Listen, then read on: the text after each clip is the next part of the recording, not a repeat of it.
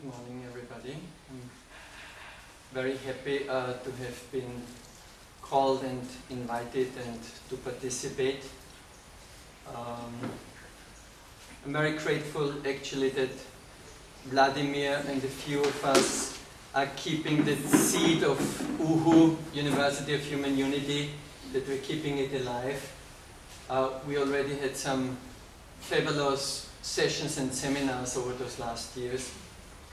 And actually I recall, it must have been 12 years ago, that with Vladimir we've been in a, what we call that circle of 12. We met over 1 year in the context of Madre Mandir, the gardens, Mother's symbol, its attributes, astrology. We met over 1 year, once a month. And I still consider that as we're somehow plowing the ground for that work which we're doing here. It had been a very deep experience then, and we were actually 12 people participating in that circle. So I see this attempt towards an integrality of all the different approaches to knowledge. I think it's a very noble and courageous attempt, and what Debashis yesterday said, possibly one of the core issues of bringing us together, working towards that unity.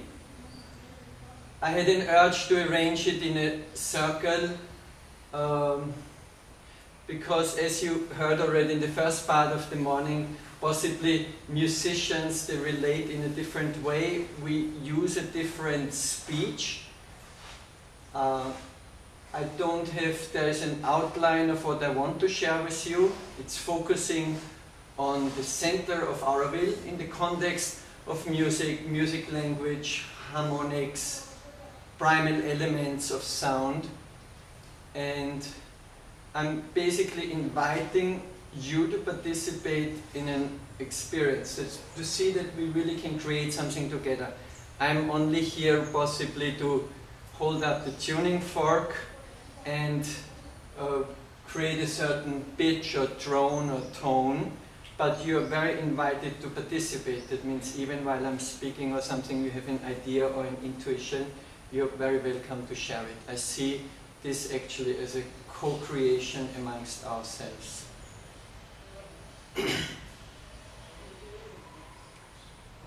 Yeah, and possibly we start with sound, which makes it always easier. There's people who work in the visual arts say it's so easy with one image. You can say 1,000 words. With some basic sound and tuning, we possibly also can express much more than we want to say. Actually, I think I don't have so much to share on an information level. We got yesterday like a nice overdose of it, of information and things. It's more like an atmosphere and exploration together. I'm inviting you to join in a drone.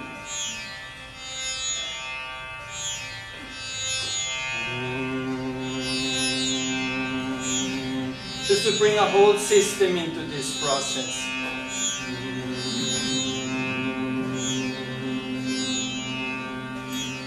It's about trying to understand not only with a certain bandwidth of our being, with the mind, but with the whole body, with the cells of our being.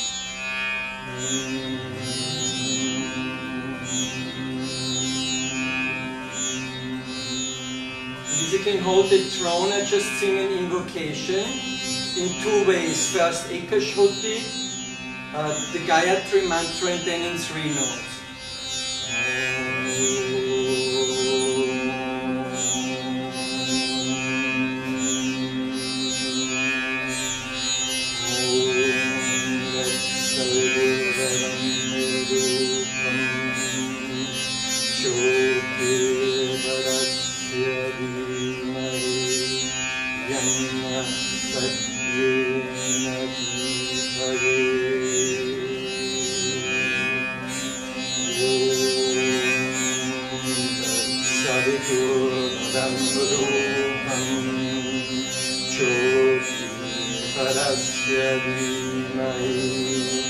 Yana Satyena Divaye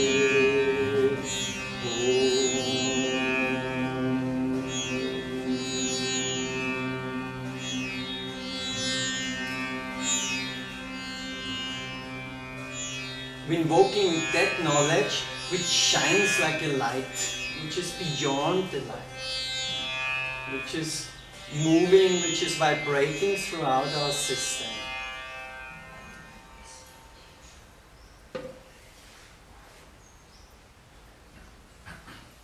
I hope actually that through what I'm saying, there's a possibility that you can also, you're hearing, you can see, possibly even inside images, and hopefully you get a sense of what I'm talking about. I just want to share an image. Just about 40 years ago, and we are very fortunate, we have one person here with us who was at that time, at that place, which I'm trying to describe. There was just a banyan tree there, and barren land, red soil. Mother shared about the dream she had about a certain place on the earth which would be there created as a laboratory of evolution, of this evolutionary process, and the people consciously participating in that. She had that vision and shared about it, even one time mentioned it in the 30s. It came back early 60s. Strange enough, it was not that she had this great vision and inspiration, says, this is it, we have to do it. It was actually through a letter of one disciple who had a dream, in that way it was Hutta, and she said, oh mother, I was dreaming, if you create something like Auroville, we want to have a place there. And that actually invoked in the mother a remembrance of an early childhood vision she had. She said, oh, it's a vision which I'm carrying since all my life. And she started to talk about a place around the lake estate. She connected it with a place which was available with ashram land. Then things through circumstances shifted, and that plateau over the Bay of Bengal was chosen. And at first Mother spoke about there will be, at the center of that place, there is a park. The park is a pretty undefined center. The size of the park, the contents of the park, the landscaping, the dimensions of the park. Yeah. Then at one point, when they had brought a map of the mother in front of her with the available lands, it was all in between village, there was this barren, uncultivated land. And apparently, as much as I recall that story, and you can correct me if I'm doing any wrong facts, they brought this map in front of the mother, and mother looked over it, and she just put her finger and says, this is where the center is. And apparently they marked that place on that map, went out with the map, and this is where the only tree in the circumference of a few kilometers was standing. That was the original banyan tree. So we consider the banyan tree as the physical center.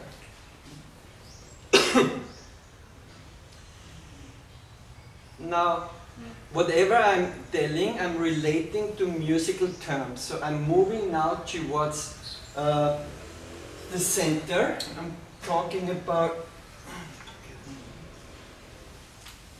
talking just about, first the center was like hazy, in a parking area. I'm trying to focus us in on a point. The idea came up of a pavilion of love. A little later it was called Pavilion of the Mother. At one point it came up the shrine of the Mother. Then one more naming in it. I'm trying to bring facts here also.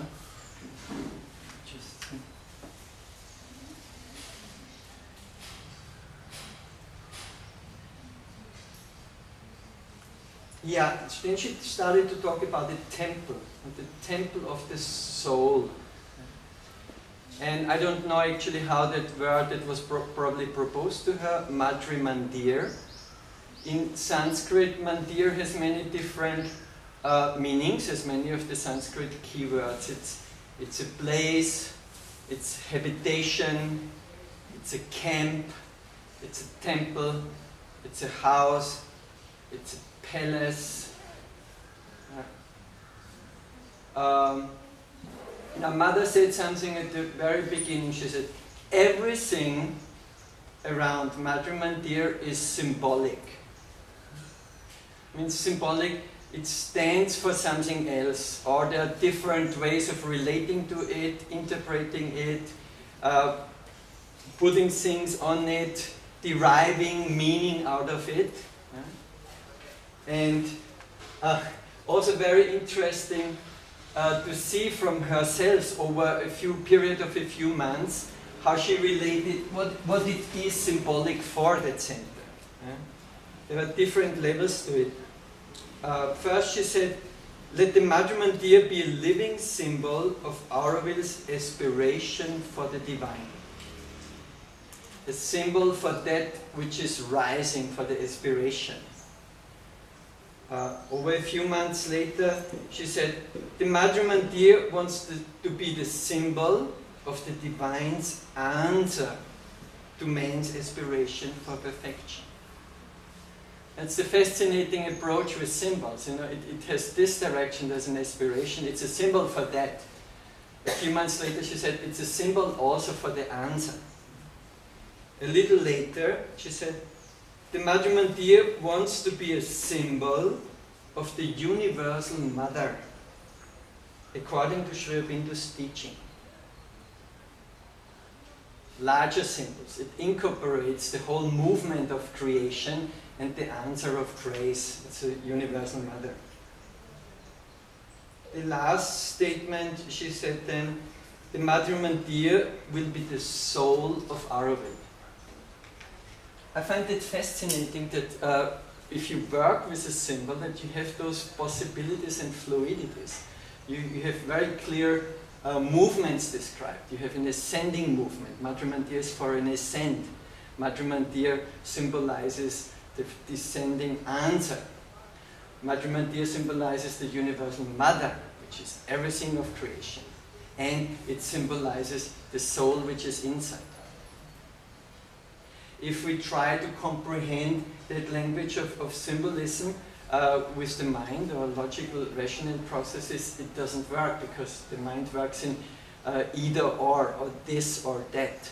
So immediately I have to switch in a different plane.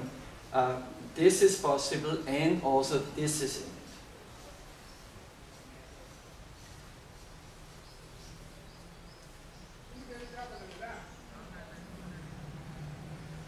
In the beginning of the 70s, I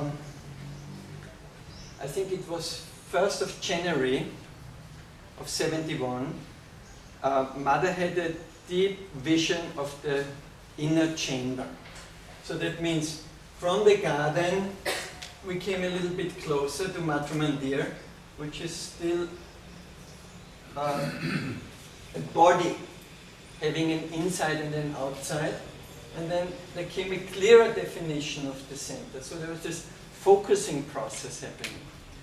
A few days later she had called Rocher Ancher, and before that even Uda Pinto was with her, and she related that vision to Uda, and Uda was an engineer working in the ashram, and he translated it into a simple drawing. On the drawing there were precise measurements also. So later on, one Auroville Indian architect, she made her diploma study on Madri Mandir and its dimensions, the measurements of Madri Mandir in relationship to the pyramids. She made her thesis basically on it and related how the measurements of Madri Mandir correspond to the circumference of the radius of the Earth in relationship to the Moon and different things.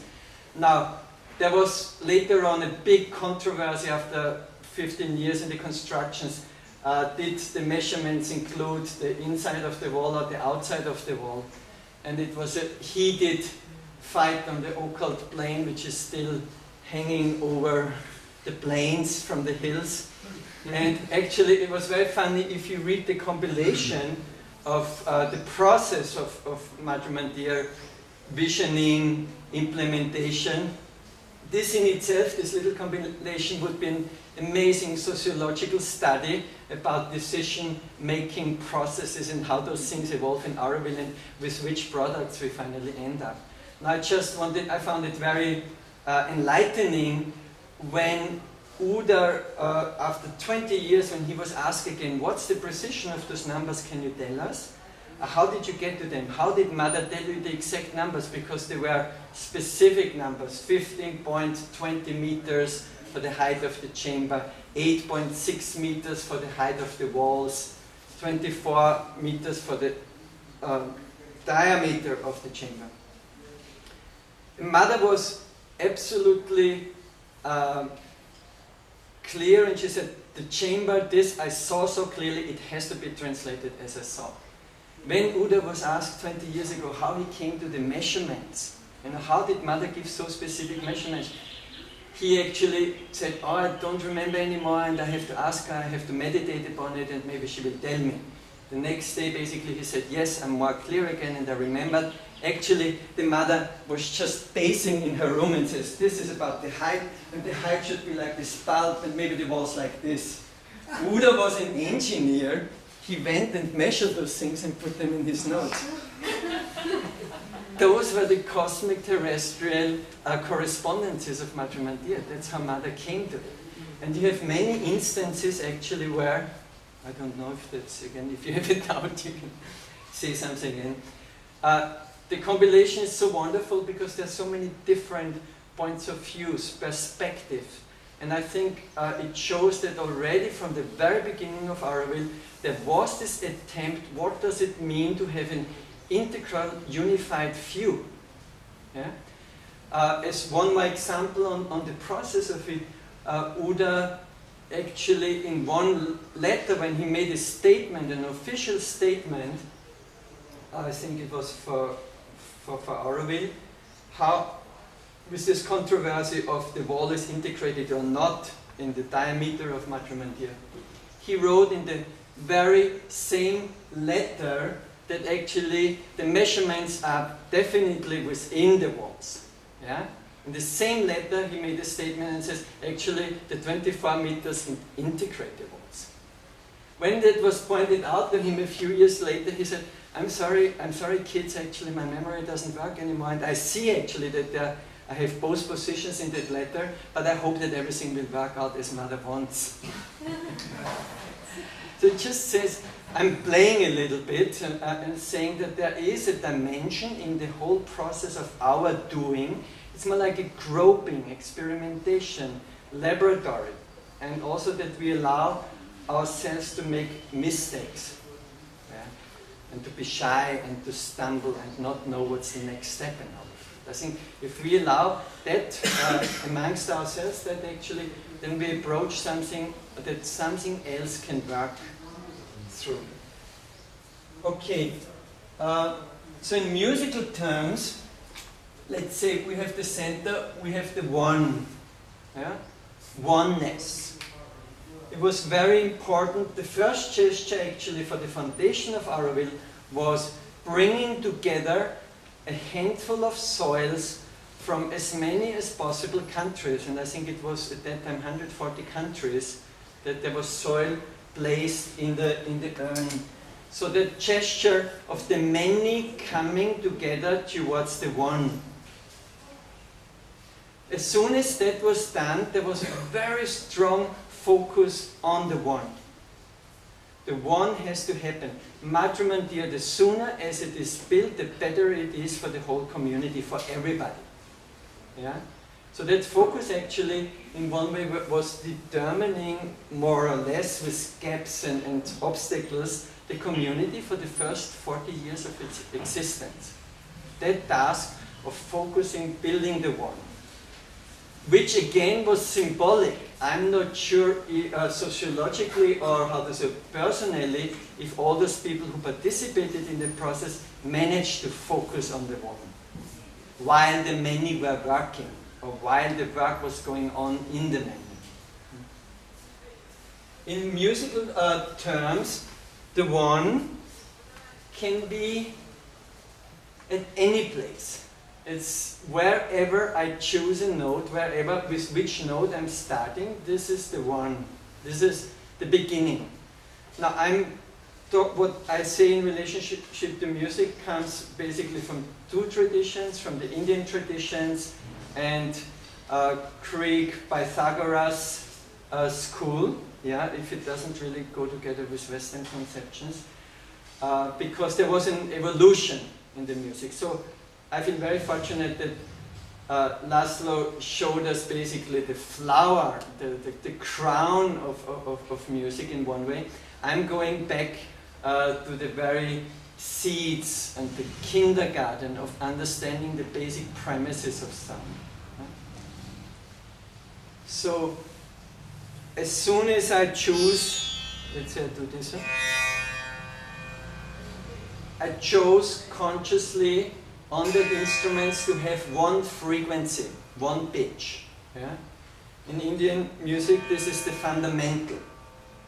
The fundamental actually already defines relationships.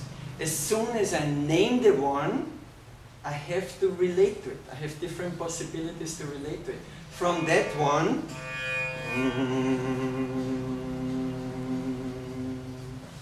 this is around the C. Yeah? We see many times the Indian instruments that were tuned between C, C sharp, the natural male pitch, which we have. Yeah?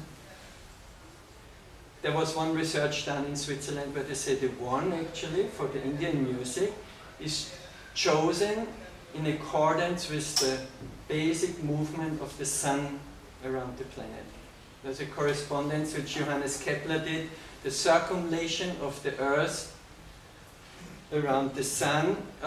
When you put it in an octavated, 40 times you octave it, you come actually to this pitch, to around the C, C sharp. So this is my throne.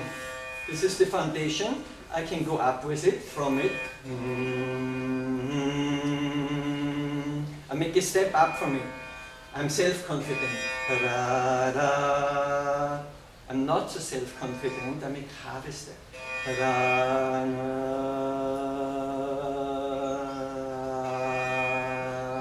Luckily the throne, the one is always there to fall back on onto. I withdraw, I go inside from the one. Na, na, na, na, na, na.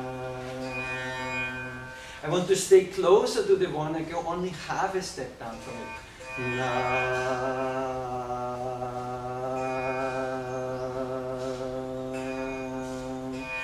come on the Shuddha Sakti. Na, I'm hanging around the one. Na.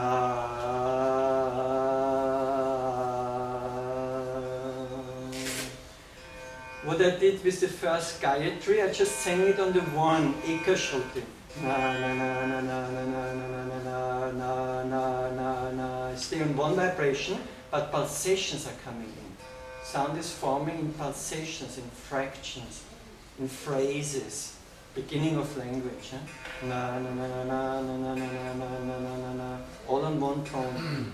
Second version, the Vedic chanting method, which Vladimir actually said it was a devised method to give the possibility to retain that large body of the Vedic mantras. Na na na. I'm going inside. Na na na na na. Na na na na na na na na. Na na na na na na na na na. The whole Vedic oral tradition of India is chanted basically in that way. There's one different school, I don't know if they're more bright or something, they use the major second. Na na na na na na na na na na na na na na na. So as soon as I focus on the one or I position the one, immediately I get into I come into the dual field. Possibly even only out of the dual field I can name the one. When I'm in the one, I'm just it. As soon as I say there is the one, I'm in a different place. That means as soon as I have Madhya I have possibly an inside and an outside of Madhya. I have an outer skin, I have an inner skin. Lots of difficult discussions in Auroville over the years. I have an above and I have a below. I have an orientation of Madhya. Left side, right side, east, west, north, south. Yeah? That means invoking that oneness, immediately I have to deal with duality. And in musical language, it shows very beautifully because within this one vibration, that string, which is actually already only working when it's in a dual setup. It needs two bridges that it can swing freely. Yeah? So that that one vibrate, I need two solid posts. Laszlo mentioned something about harmonics. Yeah? Very simple. If I take within that one sound, maybe that's the Indian trick actually on Indian instruments. The bridge is made in a bent way so that here the string is not lying on a sharp point. Here is a very clear, sharp, defined edge of it. This is where the physical vibration starts. Here the string is actually, it's hazed. It's a rounded edge and the string has a possibility of beating on that bridge. Maybe it lies here on the bridge, but it still beats, touches the bridge. Interesting. If you transfer that to the Indian concept, basically, one point is fixed, the other one is fluid, it's not fixed. The duality is not 100% yet defined. It leaves a way to experience what is in the one, because inside the one, of that one string, there is the two. I take half of the string,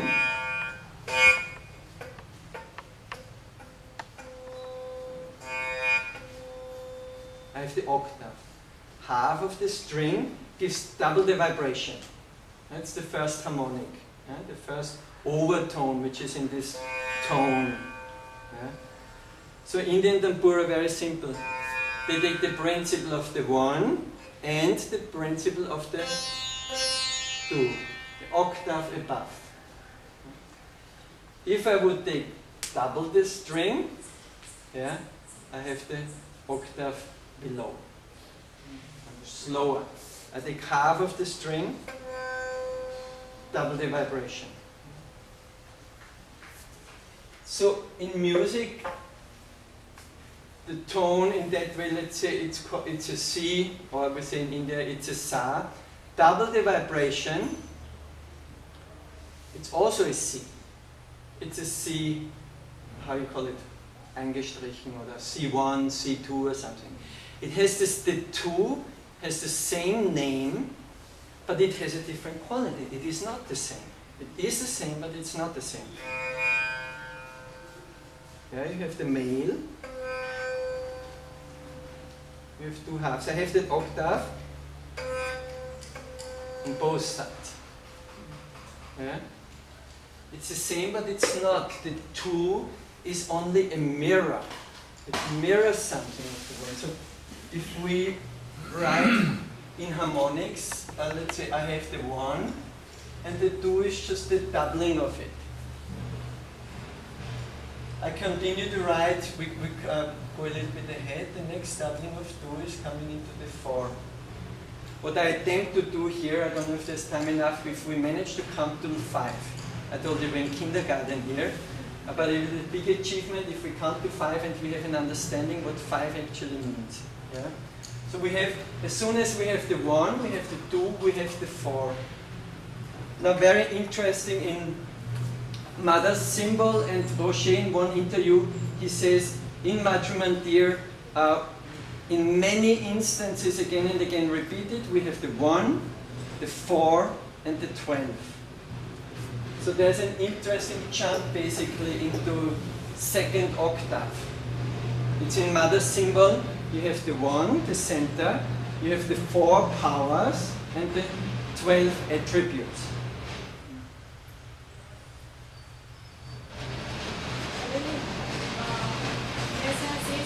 Yes. Second, first minor. That one in Indian raga, it has a little bit another perspective also, other than being a weak one, because it is the basic note for raga Bhairav. Bhairav is the Shiva. This is the transcendent. So one way you say sa re, and then it is weak, like sa re, it's like that weak. But another way, if you say ga re sa, so this kind of mellowing down is like, if you just say sa, it's strong, but re sa, it's like we are not as stable as sa, but the moment we say that prepares us to be close to sa. It's like an approach to sa, which is indicative. Yeah. And that is why it's so peaceful. It gives that kind of... It's the settling in. Yeah, exactly. Yeah. Very beautiful example actually how in Indian music is approached. What Laszlo hinted to it, that actually every movement, the major third, the minor third, each one of the movements is basically has a psychological movement behind it. Not only psychological, I say alchemical. It's everything is changing. Yeah? That's a fascinating thing. You have one tone. As soon as you have a second one, yeah, you come in relation, and there's lots of things are happening in between the two. Interesting enough, when you just have the double frequency, the octave, there's not so much happening. I mean, there's, okay, maybe it spans a space. I think that the work between the drone. Musically, on an octave, as a gesture, it's just a repetition. It's a refinding of the original thing, maybe on a higher plane. Yeah, that's what the octave symbolizes. But there's nothing new yet happening. Okay, so just one more before we move on to the 3. We have the 1 as a center, and we have all the dualities around Madrimandir, yeah, which I described. I had a beautiful experience a few months ago. There was an old sadhak from the ashram was coming to Madrimandir who had been there at the when it was started with the excavation, and hasn't been there since 30 years. And it was very beautiful. When he approached it and stood in front of it, he was just transfixed, and he had this amazing darshan and didn't move for 10 minutes. And I was participating in it. And at one point, I said, oh, we can go into the chamber, or we can go downstairs, there's this beautiful well. And that elder person, his late 70s, he said, it doesn't matter for me. Inside or outside, or down or up, she's everywhere. Which was actually, there was this perception of the whole was there. And then he transferred actually that experience, and he said, it's there, as she's everywhere in the cells. She's everywhere in the being, I just can feel it, I don't need to go anywhere. He said.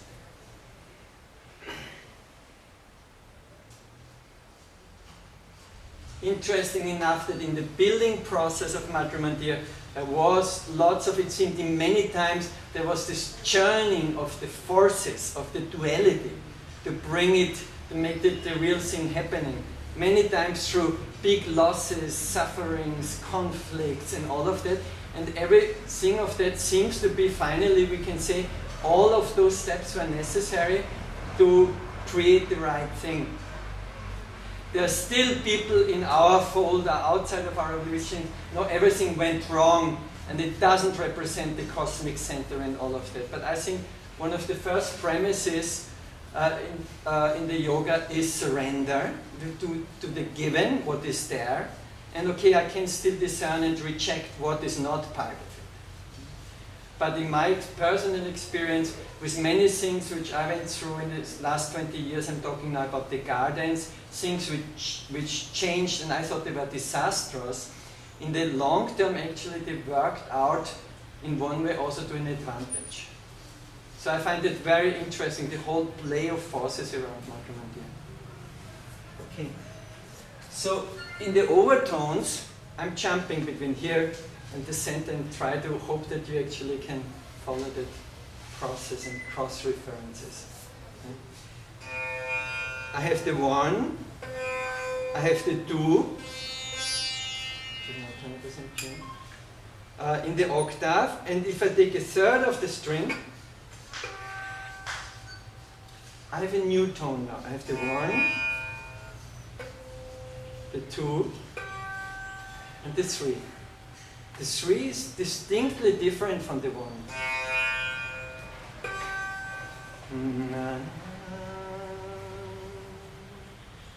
So when in the interplay of the 1 and the 2, or Shiva and the static, and the 2, the moving, the opening, the spatial, and a third is appearing.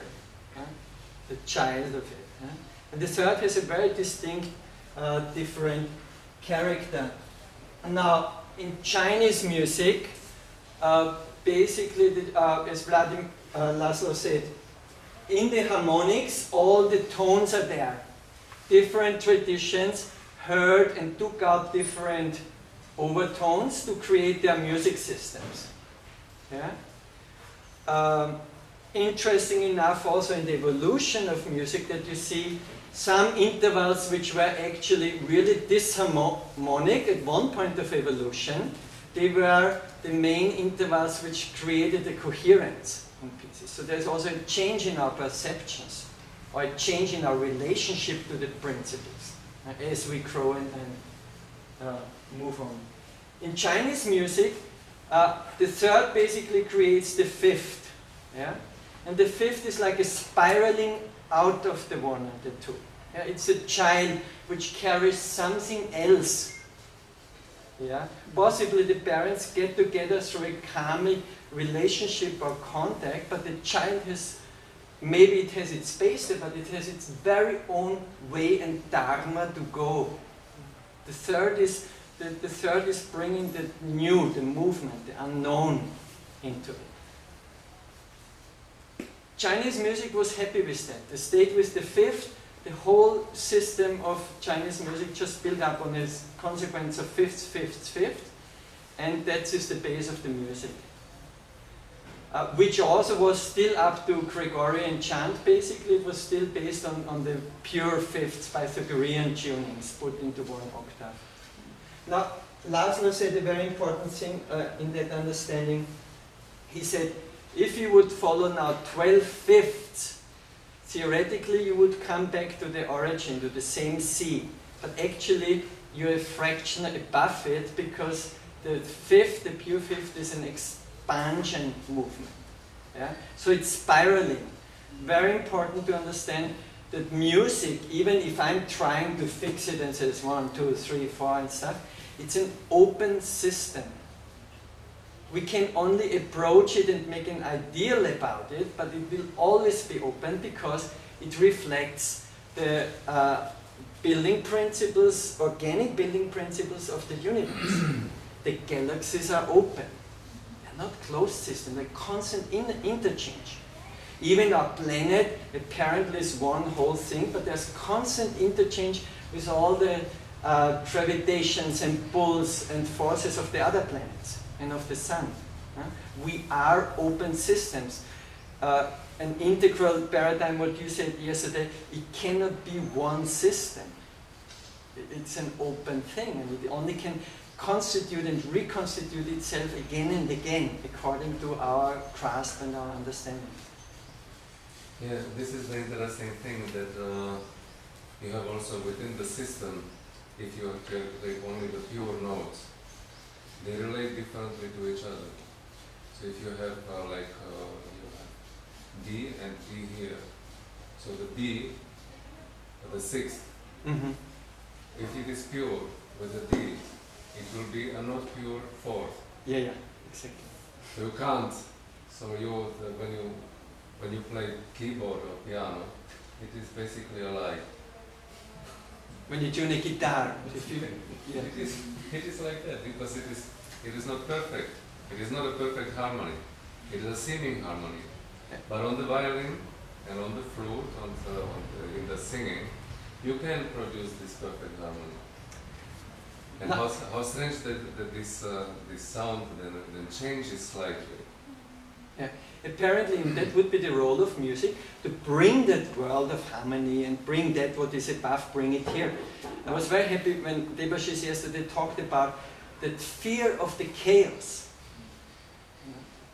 And what you said actually, that attention on the beautiful, this is in our realm. The sublime is beyond our understanding. And the opening towards the sublime and transcendent brings the unknown. Insecurity, it brings the chaos in, because we cannot grasp the unknown yet. So that fear... Well, it can grasp us, no?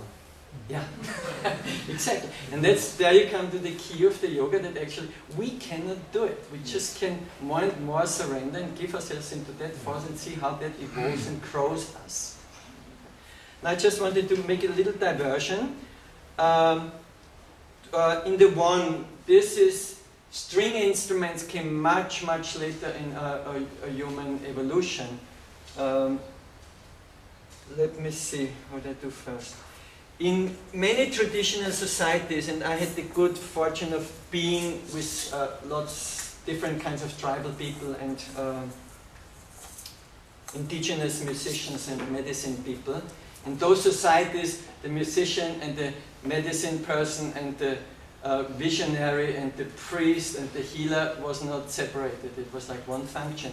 So how they related, still nowadays you can see that in many of those cultures, they also they don't work now with a drone and with an ohm, but they work with the one in an expression of white noise. What we perceive as a noise, basically for them it's one, it's a certain vibration. And it's astounding. I had very deep experiences with people, doctors, just working with rattles and what they accomplished. So I just wanted to give you an expression from those cultures, how they perceive the one. Yeah? Here we have a clear, nicely tuned, coherent, cosmic sound. This is more the one how it plays from the many. All the manys which are there, they actually create one.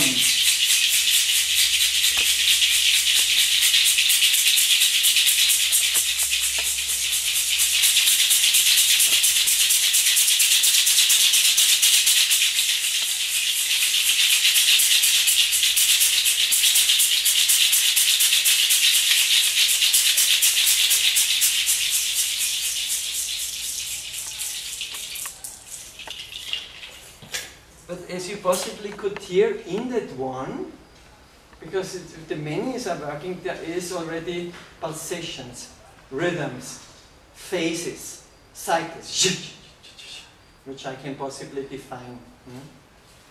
Now a different thing, even then later on in Bronze Age, metal came in let's say more differently evolved societies, metal is used then. Yeah? Still different sounds, and a stronger intensity, possibly even touches different parts of the being than just pure organic sound. This sound has fire in it. It's still one. I'm cautioning you a little bit. I work with the edge of hearing. Yeah.